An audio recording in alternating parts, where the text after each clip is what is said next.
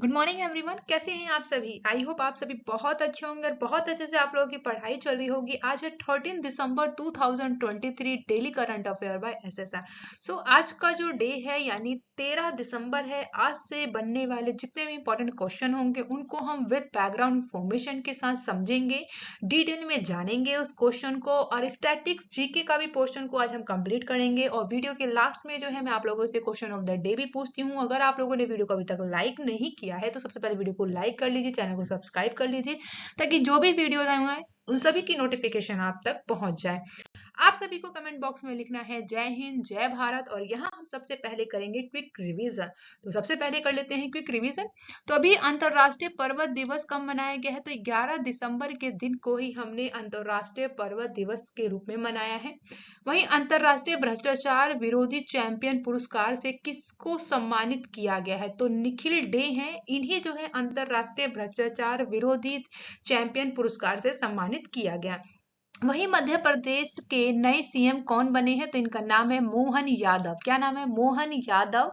तो ये जो है अभी मध्य प्रदेश के सीएम बने हैं। और इनसे पहले कौन थे? जल्दी से कमेंट बॉक्स में बताइएगा। नेक्स्ट है कि किस देश ने जुके 2 Y3 रॉकेट को सफलतापूर्वक अंतरिक्ष में प्रक्षेपित किया है? तो चीन के द्वारा जो है अभी हाल ही में अभी जुके 2 Y2 रॉकेट को अभी अंतरिक्ष में प्रक्षेपित किया गया है। वहीं किस राज्य की लाकाडोंग हल्दी को जीआई टैग दिया गया है? तो मेघालय की जो बेसिकली ये हल्दी है जिसका नाम है लाकाडोंग, उसे जो है जीआई टैग दिया गया है। वहीं GAPAI समिट 2023 का कहाँ आयोजित किया जाएगा? तो नई दिल्ली में है इसका आयोजन किया जाना है।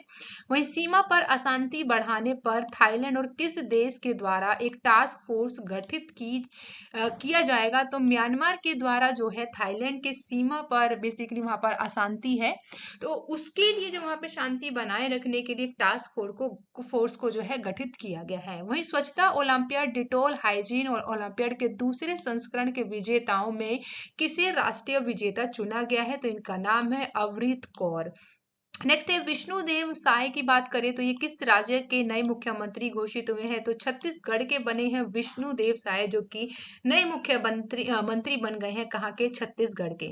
वहीं भारत ने किस देश के साथ शिक्षा के क्षेत्र में सहयोग समझौते पर हस्ताक्षर किया है? तो केन्या और भारत के द्वारा जो है अभी शिक्षा के क्षेत्र में सहयोग करने के लिए समझौता पर हस्ताक्षर किए हैं। तो यहाँ हमने किया है क्विक रिविजन।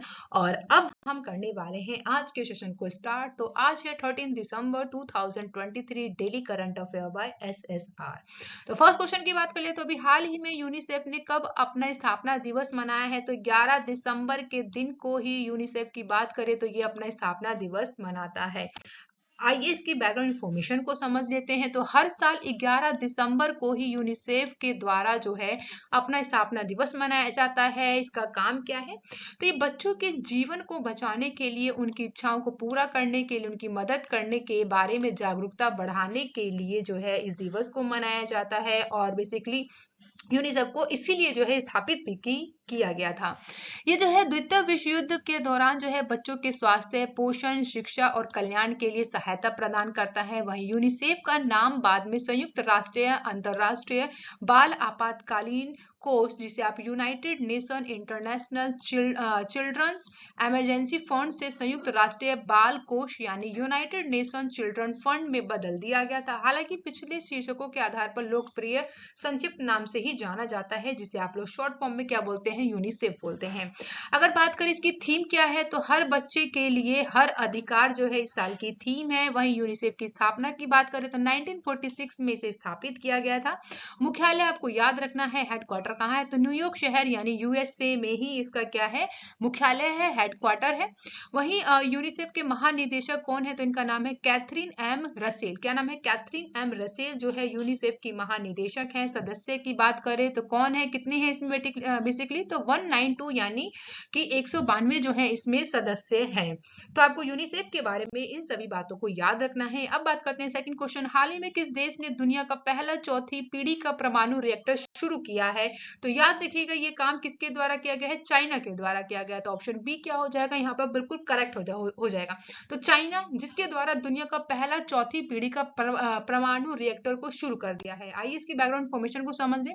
तो चीन ने जो है दुनिया के पहले चौथे पीढ़ी के यहाँ पे परमाणु रिएक्टर का जो है वाणिज्य संचालन शुरू कर दिया गया है। इसलिए जो है ये खबर जो है अभी अभी जो है चर्चे में है। इसलिए चीन ने जो है परमाणु ऊर्जा का विकास कैसे कैसे किया है इसके बारे में आइए समझते हैं।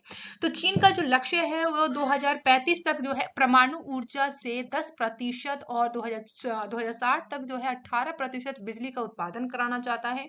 वहीं सितंबर 2023 की बात करें तो चीन के द्वारा जो है 58 गीगावाट परमाणु क्षमता स्थापित करने के लिए जो है अपने 2020 के लक्ष्य को पूरा नहीं कर पाया है। वहीं चाइना ने जो है अभी COP 28 यानी कि कॉन्फ्रेंस ऑफ पार्टी जो कि अभी जो है 28वें नंबर की हुई है, जो कि जलवायु सम्मेलन में 2050 तक इसमें जो है परमाणु ऊर्जा क्षमता को 3 गुना करने की प्रतिज्ञा के ऊपर जो है हस्ताक्षर नहीं किया गया है। इसी के साथ जो है दुबई, संयुक्त राष्ट्र और जलवायु परिवर्तन सम्मेलन, America, Canada, Japan, France, UK, UAE सहित इसमें जो है 22 सदस्यों देशों के द्वारा जो है इसमें 2020 के आधार पर वर्ष 2050 तक जो है परमाणु उत्पादन क्षमता को 3 गुना करने के प्रतिज्ञा पर हस्ताक्षर किए गए हैं। लेकिन भारत के द्वारा जो है इस प्रतिज्ञा पत्र पर हस्ताक्षर नहीं किया गया है, ये भी याद रखना है आपको। आइए अब जानते हैं यहाँ पर शिदाओवन संयंत्र के बारे में, जो दुनिया का पहला और चौथी पीढ़ी का परमाणु रिएक्टर बना है। तो आइए समझते हैं। तो दुनिया का पहला चौथी पीढ़ी का रिएक्टर जिसको जो है चीन के शिदाओवन परमाणु ऊर्जा संयंत्र में वाणिज्य परिचालन के लिए शुरू किया गया है। इसको जो है बेसिकली 200 मेगावाट उच्च तापमान गैस कूल्ड रिएक्टर या संयंत्र और इसी के साथ जो है मॉड्यूल डिजाइन का उपयोग करता है। वहीं ठंडा करने के लिए इसे हीलियम का उपयोग किया जाता है, जो कि पारंपरिक रिएक्टरों को विपरीत दाब युक्त पानी का उपयोग करेगा। इसमें मॉड्यूल के संयंत्रों से तात्पर्य है जिसमें कि 300 मेगावाट से कम उन संयंत्रों से जिनका निर्माण ऑफ साइट किया जा सकता है।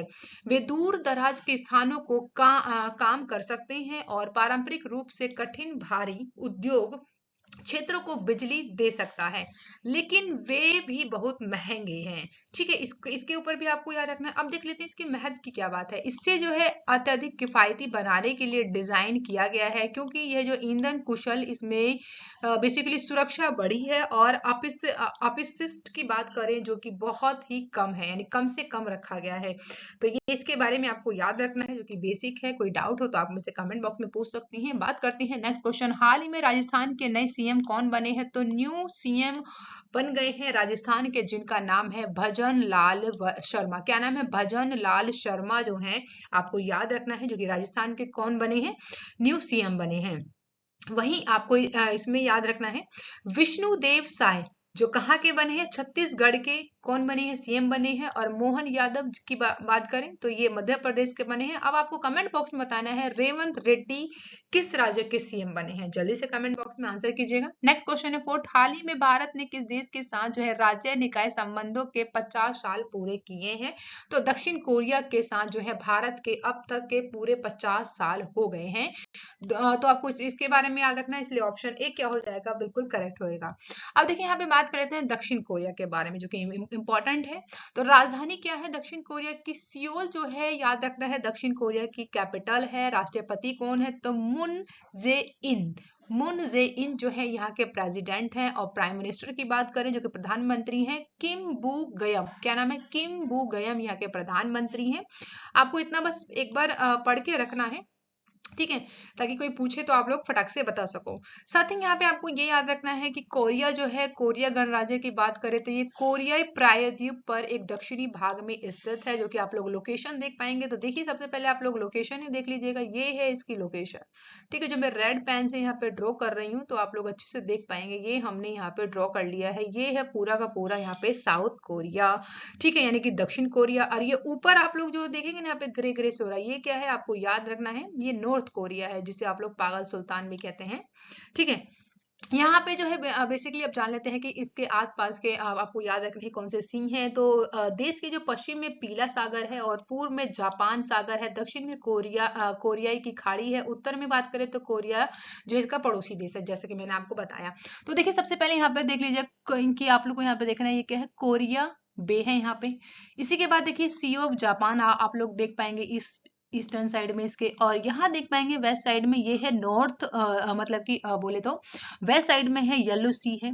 वहीं आप लोग यहाँ पे देख पाएंगे कोरिया स्ट्रेट है। तो इतना आपको कोरिया के बारे में पता होना चाहिए। अगर हम लोग बात करें कि देश का जो कुल क्षेत्रफल है वो कितना है, आपको वैसे तो पूछा नहीं जाएगा वरना आप लोग याद रख सकते हैं कुल क्षेत्रफल कितना है। तो 1,02,22 जो है इसका वर्ग किलोमीटर में ये फैला हुआ एक राज्य है। तो ये बेसिक है दक्षिण कोरिया के बारे में।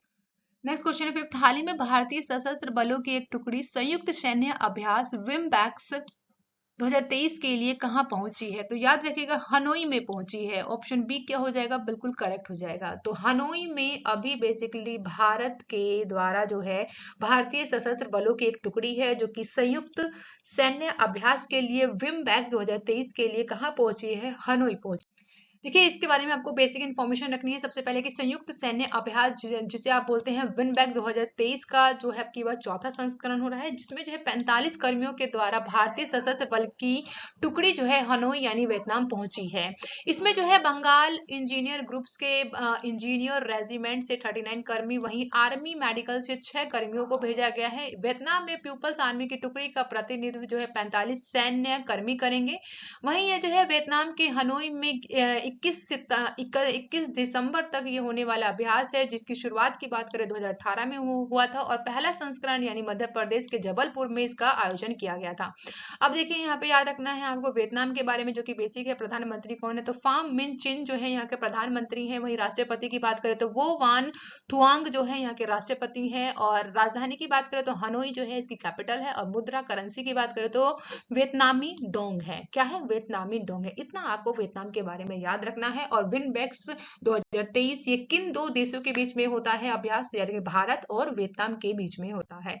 आइए बात कर लेते हैं हम लोग वियतनाम के बारे में। तो वियतनाम का सबसे पहले लोकेशन देखिए यहाँ पर, तो ये आप लोग देखेंगे ना, तो ये पूरा जो ये क्रीमी कलर सा दिख रहा है आपको, ये पूरा क्या है, वियतनाम है। आइए मैं आप लोग को अच्छे से शो करा दूं। तो ये हमने यहाँ पे ड्रॉ कर लिया है रेड कलर से। तो ये देखिए वियतनाम है, वियतनाम की कैपिटल हनोई, जैसे कि यहाँ पे आप लोग देख पा रहे हैं स्टार लगा हुआ है। ठीक है, तो वियतनाम क्या है, एक लंबा संकीर्ण राष्ट्र है जिसको जैसा कि देखने से ऐसा प्रतीत होता है कि एस है। तो इसकी जो आप लोग आकृति देखेंगे कुछ इस प्रकार की है, तो ये एस की तरह लगता है। और यह जो है दक्षिण पूर्व एशिया में इंडो चीन नामक प्रायद्वीप के पूर्व किनारे पर है। तो कोई पूछे कि इंडो चीन नामक प्रायद्वीप के किनारे कौन सा देश है, तो याद रखिएगा वियतनाम है। वहीं इसके पड़ोसियों में बात करें तो उत्तर में जो है चाइना है, पश्चिम की बात करें तो लाओस है और कंबोडिया शामिल है, और दक्षिण चीन सागर पूर्व में है और दक्षिण में स्थित है। वहीं अन्नम कॉरिडोर की बात करें तो यहाँ पे पहाड़ के वियतनाम के अधिकांश जो पश्चिम हिस्से के फैला हुआ है, जबकि जो है 1000 मील की बात करें तो करीबन इसमें जो है 1600 किलोमीटर की तट रेखा से पूर्व जो है हावी होता है। और वियतनाम की दो सबसे बड़ी नदियां हैं, कि दक्षिण में है आपका मेकांग और उत्तर में है रेड। तो इतना जो है आपको किसके बारे में याद रखना है, वियतनाम के बारे में याद रखना है। तो देख लीजिए एक बार यहाँ पे, एक बार फिर से। तो ये देखिए आप लोग उत्तर में कौन है, चाइना, यहाँ पे पड़ोसी देश है, यहाँ पे लाओस है, आप लोग देख पाएंगे यहाँ पर थाईलैंड है, यहाँ पर ये है इसके साउथ में अगर आप लोग देखेंगे तो कंबोडिया है, यहाँ पे मलेशिया भी देख पाएंगे। और यहाँ आप देखेंगे ईस्ट में, तो ये क्या है आपको याद रखना है, फिलीपींस है। वहीं यहाँ पे आप लोग देखेंगे साउथ चाइना सी आता है, यहाँ पे आपको इसके बारे में भी याद रखना है क्योंकि चाइना जो है यहाँ से इसको अपना बताता है। तो वैसे भी साउथ चाइना सी इसका नाम है, तो इसके बारे में आपको इतना याद रखना है वियतनाम के बारे में। अब बात कर लेते हैं मोस्ट इंपॉर्टेंट क्वेश्चन है जो कि 6 नंबर का है। तो अभी हाल ही में जो है सुप्रीम कोर्ट ने जो है संविधान के अनुच्छेद 370 को निरस्त करने का फैसले को बरकरार रखा है, और अनुच्छेद को राष्ट्रपति ने कब हटा दिया, था। इसके बारे में जानेंगे तो याद रखिएगा कब हटाया था अनुच्छेद 370 को, तो याद रखिएगा 5 अगस्त 2019 को हटाया गया था। ऑप्शन बी क्या हो जाएगा, बिल्कुल करेक्ट हो जाएगा। इसी को जो है अब सुप्रीम कोर्ट के द्वारा बोला गया है कि ये फैसला जो है बिल्कुल बरकरार रहेगा और अनुच्छेद 370 जो है अब आपका जम्मू कश्मीर पे लागू नहीं होगा। तो आइए जरा समझ लेते हैं इसकी बैकग्राउंड इन्फॉर्मेशन को। तो हाल ही में सुप्रीम कोर्ट ने जो है जम्मू कश्मीर को विशेष दर्जा देने वाला अनुच्छेद 370 को निरस्त करने के जो फैसला जो किया गया था केंद्र सरकार के द्वारा, उसे फिर से बोला गया है कि बिल्कुल सही किया गया है और ये फैसला ऐसे का ही ऐसा रहने वाला है। और इस अनुच्छेद में जो है निरस्त करने से जम्मू और कश्मीर को प्राप्त विशेष राज्य का दर्जा जो है समाप्त कर दिया गया है। इसी के साथ जो है इस फैसले में भारत के मुख्य न्यायाधीश जिन्हें हम लोग बोलते हैं, जिनका नाम है DY चंद्रचूड़ की अध्यक्षता वाली पीठ में बेसिकली 5 जजों के द्वारा जो है ये फैसला लिया गया है। तो इसमें जस्टिस गवई है, सूर्यकांत है, संजय कृष्ण कोल है, संजीव खन्ना है। तो ये 5 जो है 5 जज वाली बेंच जो है इनके द्वारा ये फैसला जो है बरकरार रखने की बात की गई है। वहीं मुख्य न्यायाधीश के द्वारा कहा गया है कि संविधान का अनुच्छेद 370 एक और स्थायी स्थायी प्रावधान था, अस्थायी प्रावधान था। तो यहाँ पे आप लोग करेक्ट कर लीजिए, ये क्या था, अस्थायी प्रावधान था और राष्ट्रपति के पास जो है इसे रद्द करने की शक्ति है, पावर है। ये बात कही गई है न्यायाधीश के द्वारा। इन्होंने ये भी कहा है कि भारत में जो है विलय के बाद जम्मू कश्मीर के पास कोई आंतरिक संप्रभुता नहीं रहेगी। वहीं सुप्रीम कोर्ट के द्वारा केंद्र को राज्य का दर्जा बहाल करने और विधानसभा चुनाव कराने के निर्देश भी दिए गए हैं। इसी के साथ हम लोग बात कर लेते हैं 370 के बारे में आर्टिकल। तो याद रखिएगा केंद्र सरकार ने जो है एक ऐतिहासिक फैसला लेते हुए जम्मू कश्मीर राज्य से संविधान का अनुच्छेद 370 हटाने और राज्य का विभाजन 2 केंद्र शासित क्षेत्र जम्मू कश्मीर और लद्दाख के रूप में यहाँ पर प्रस्ताव को पारित किया था। तो याद रखिएगा जम्मू कश्मीर जो है अब क्या है, स्टेट है और लद्दाख जो है आपकी यूटी है। तो इसको याद रखना है। जो कि कब किया गया था, तो 17 अक्टूबर की बात है 1949 में, जब अनुच्छेद 370 को भारतीय संविधान का हिस्सा बनाया और इसे एक अस्थायी प्रावधान के रूप में जोड़ा गया था, जिसने जो है जम्मू कश्मीर को छूट दी थी कि वह जो है अपने संविधान का मसौदा तैयार कर सकता है और राज्य में भारतीय संसद की विधियां शक्ति को प्रतिबंधित भी कर सके। वहीं ये संविधान के प्रारूप में जो है प्रारूप की बात करें तो प्रस्तुत किसके द्वारा किया गया था, तो इनका नाम याद रखना है आपको, N गोपाल स्वामी अयंगर के द्वारा जो है संविधान के प्रारूप को इसमें जो है 370 को यहाँ पर प्रस्तुत किया गया था। वहीं अनुच्छेद 35A अनुच्छेद 370 के उपज है, जो कि यहाँ पर जम्मू कश्मीर के संविधान सभा की सिफारिश पर 1954 में राष्ट्रपति के एक आदेश के माध्यम से इसे लागू किया गया था। वहीं अनुच्छेद की बात अनुच्छेद 300 यहाँ पे जो 35A की बात करें तो जम्मू कश्मीर जो है विधायिका जो कि राज्य को स्थायी निवासियों और उनके विशेष अधिकारियों को प्रभाषित करने का अधिकार देता है। यानी इसमें कहा गया था 35A के द्वारा जो वहाँ के स्थानीय निवासी हैं उनका अपना झंडा होगा, उनका अपना राष्ट्रीय गीत होगा। तो ये बात कही गई थी। तो इसमें अगर कोई डाउट है तो जरूर बताइएगा, अगर डाउट लेके नहीं जाना है, डाउट क्लियर करना है आप। देखिए यहाँ पे जो कहा गया है जस्टिस DY चंद्रचूड़ जी के द्वारा, जो कि मुख्य न्यायाधीश है सुप्रीम कोर्ट के, इनके द्वारा कहा गया है, हम संविधान के आर्टिकल 370 को हटाने के लिए राष्ट्रपति की ओर से संवैधानिक आदेश जारी करने की शक्ति के इस्तेमाल को वैध ठहराते हैं। हम निर्देश देते हुए कि भारत का चुनाव आयोग 30 सितंबर 2024 तक जम्मू कश्मीर के विधानसभा के चुनाव कराने के लिए कदम उठाए। तो इनके द्वारा जो है इस फैसले के ऊपर जो है सेम वही रहने के लिए बात कही गई है कि जम्मू कश्मीर जो है एक राज्य का दर्जा प्राप्त करेगा और उसके ऊपर जो है 370 का जो आर्टिकल है वो अब उसे हटा दिया गया है। तो इसके बारे में याद रखिएगा। अब बात करते हैं 7th क्वेश्चन। हाल ही में दक्षिण पूर्व एशियाई अफीम सर्वेक्षण 2023 में किस देश को दुनिया का सबसे बड़ा अफीम उत्पादक बताया गया है? तो किसे बताया गया है? तो म्यांमार को बताया गया है। तो ऑप्शन सी क्या हो जाएगा, बिल्कुल करेक्ट हो जाएगा। आइए इसके बैकग्राउंड इंफॉर्मेशन को समझ लेते हैं जल्दी से। तो हाल ही में ड्रग्स और अपराध पर संयुक्त राष्ट्र कार्यालय ने जो है दक्षिण पूर्व एशिया अफीम सर्वेक्षण 2023 को जारी किया है। इस रिपोर्ट का जो शीर्षक है वो क्या है, दक्षिण पूर्व एशिया अफीम सर्वेक्षण 2023 खेती उत्पादन के द्वारा जो भी यहाँ पे बेसिकली जो खेती होती है, जितना भी उत्पादन किया जाता है, इस रिपोर्ट में जो है इसमें प्रस्तुत किया गया है रिपोर्ट के अनुसार। बात करें तो म्यांमार जो है दुनिया का सबसे बड़ा अफीम उत्पादक देश है, जो कि 2022 से 23 तक की बात करें तो म्यांमार में जो है अवैध फसल उगाने के लिए उपयोग की जाने वाली भूमि की मात्रा में जो है 18% की वृद्धि देखी गई है। वहीं उत्पादन की बात करें तो 16% की वृद्धि देखी गई है। इस वृद्धि में बात करें तो यहाँ पे जो है 72 प्लांट और सिंचाई व उर्वरकों का उपयोग जो है कई कारकों को भी शामिल किया गया है इसमें, कि किस किस प्रकार से जो है यहाँ पर वृद्धि देखी गई है। वहीं 2021 की बात करें तो 2021 में जो है तालिबान के सत्ता में आने के बाद जो है अफगानिस्तान में आपके अफीम पोस्ट की खेती में जो है 95% की कमी दी गई है वहां पे। वही रिपोर्ट के अनुसार बात करें तो दक्षिण पूर्व एशिया में अफीम की खेती का संबंध जो है क्या है, तो गरीबी है, सरकारी सेवाओं की कमी है, चुनौतीपूर्ण व्यापक आर्थिक वातावरण और अस्थिरता और असुरक्षा से यहाँ पे देखा जा रहा है कि जो यहाँ पे दक्षिण पूर्व में एशिया में जो अफीम की खेती की जा रही है उनके जो है ये निम्न कारण है। तो इसके बारे में याद रखना है कि जो म्यांमार जो है वो दुनिया का सबसे बड़ा अफीम उत्पादक देश है।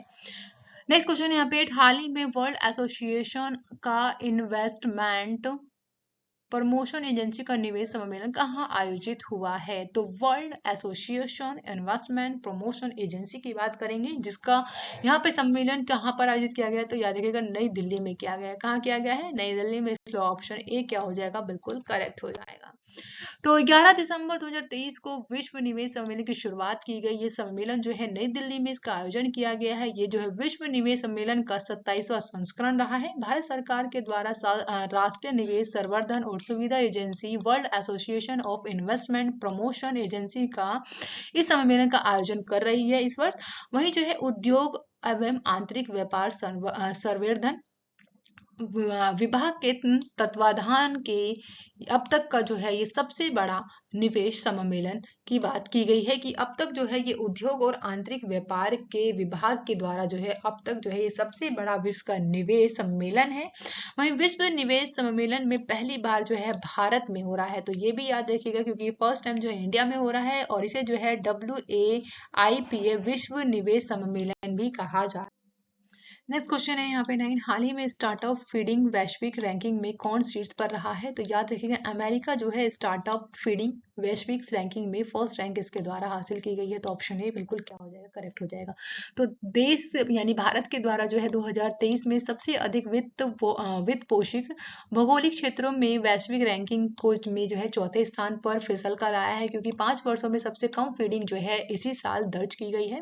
वैश्विक बाजार खुफिया मंच ट्रैक्सन के द्वारा जो है संकलित आंकड़ों के अनुसार 2021 के साथ साथ 2022 में भी वैश्विक स्तर पर तीसरा स्थान हासिल करने के बाद भारत जो है इस साल अमेरिका, ब्रिटेन और चीन के बाद चौथे स्थान पर रहा है, जिसमें जो है कुल फीडिंग जो है 5 दिसंबर तक केवल बात करें तो $7 बिलियन ही प्राप्त हुआ है। तो आपको जानना होगा कि स्टार्टअप फीडिंग क्या है, तो इसे समझ लेते हैं एक बार। तो स्टार्टअप फीडिंग से तात्पर्य क्या है, किसी व्यवसाय को शुरू करने और चलाने के लिए आवश्यक धन से है। यह जो किसी कंपनी के उत्पादन विकास, विनिर्माण, विस्तार, बिक्री और विपणन, कार्यालय स्थान और इन्वेंट्री के लिए एक वित्तीय निवेश का कार्य करता है। तो स्टार्टअप फीडिंग आपको समझ में आया, आई होप। ठीक है, अब बात करते हैं 10 क्वेश्चन की। हाल ही में केंद्रीय मंत्री ने जी किशन रेड्डी द्वारा घोषित संस्कृत परियोजना का नाम क्या है, तो याद रखिएगा मेरा गांव मेरी धरोहर जो है केंद्रीय मंत्री जी किशन रेड्डी के द्वारा, जो कि अभी इनके द्वारा इस परियोजना की शुरुआत की गई है। तो मेरा गांव मेरी धरोहर की शुरुआत। आइए अब बात कर लेते हैं स्ट्रैटेजी के बारे में, जो कि बहुत ज़्यादा इंपॉर्टेंट है। तो लंदन में इंडियन होम रूल सोसाइटी को आरंभ किया गया था किनके द्वारा, तो श्याम जी कृष्ण वर्मा के द्वारा। किनके द्वारा, श्याम जी कृष्ण वर्मा जी के द्वारा। वहीं गदर पार्टी की स्थापना किस वर्ष हुई थी, तो 1913 में जो है गदर पार्टी की स्थापना होती है। गदर पार्टी का पहला सभापति कौन है, तो सोहन सिंह भगाना। कौन है, सोहन सिंह भगाना जो है गदर पार्टी के पहला सभापति रहते हैं। प्रथम विश्व युद्ध के दौरान जो है सक्रिय होने वाले गदर क्रांतिकारियों का आधार स्थल क्या था, तो पश्चिमी अमेरिका रहा। वहीं आपको ये पता होना चाहिए, वेदों की ओर चलो किसके द्वारा कहा गया था, किनके द्वारा कहा गया था, तो दयानंद सरस्वती के द्वारा कहा गया था वेदों की ओर चलो। भारत का मार्टन लूथर कहलाते हैं कौन? तो इनका नाम है स्वामी दयानंद सरस्वती को ही भारत का मार्टिन लूथर कहते हैं। भारत में अंग्रेजों ने जो है प्रथम मद्रास स्थापित किया था, कहाँ पर? कलकत्ता में किया गया था। वहीं 1857 में स्वाधीनता संग्राम का प्रतीक क्या था? तो कमल और रोटी जो है 1857 की स्वाधीनता में यहाँ पर संग्राम का प्रतीक बना हुआ था, सिंबल था कमल और रोटी। वहीं हिंद स्वराज महात्मा गांधी द्वारा लिखी गई गुजराती में लिखी गई है। तो ये याद रखना है आपको, जो महात्मा गांधी जी के द्वारा जो हिंद स्वराज लिखी गई है वो गुजराती में लिखी गई है। तो यहाँ हमने कंप्लीट कर लिया अपने स्टार्टिंग जीके को। अब बात कर लेते हैं आज के क्वेश्चन ऑफ द डे का। तो आज का क्वेश्चन ऑफ द डे क्या है? हाल ही में भारत ने जो है किस देश के साथ शिक्षा के क्षेत्र में सहयोग समझौते पर हस्ताक्षर किए? 4 ऑप्शन आप सभी के सामने, कमेंट बॉक्स में आपको करेक्ट आंसर बताना है। और वीडियो के लास्ट में जो आप लोगों से क्वेश्चन पूछा था कल, तो हाल ही में जयपुर वैक्स म्यूजियम में किसकी मॉम की प्रतिमा को स्थापित किया गया है? तो BR अम्बेडकर जी की। तो यहाँ हमने कंप्लीट कर लिया है सभी क्वेश्चन को। Thank you for watching guys, मिलते हैं नेक्स्ट वीडियो में। आप लोग खुश रहिए, सुरक्षित रहिए। वीडियो को लाइक एंड सब्सक्राइब करना ना भूलिएगा चैनल को, और आपको वीडियो को जो है ज़्यादा से ज़्यादा लोगों में शेयर करना है। Thank you guys and bye bye, take care.